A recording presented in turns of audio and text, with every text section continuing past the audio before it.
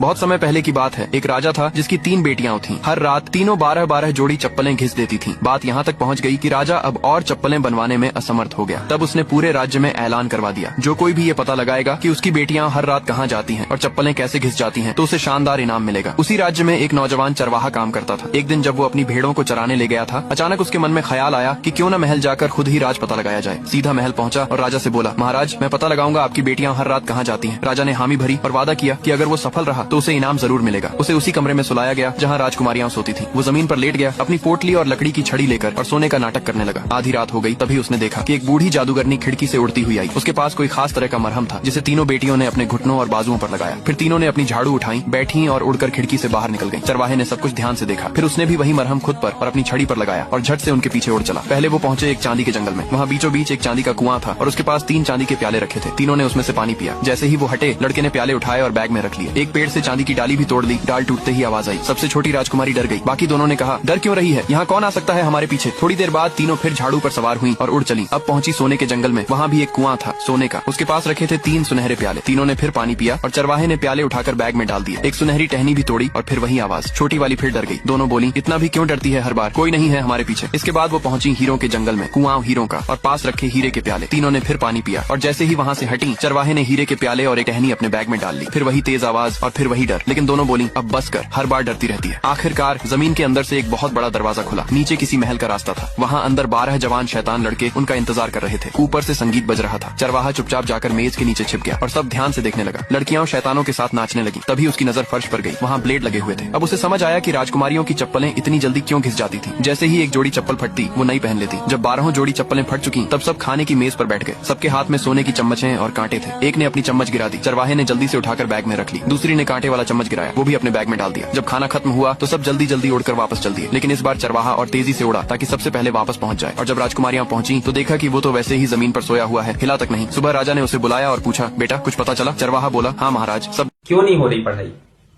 Exam बगल में आ गया, लाइफ में कुछ करना है। अगर ऐसा है तो क्यों नहीं हो रही पढ़ाई?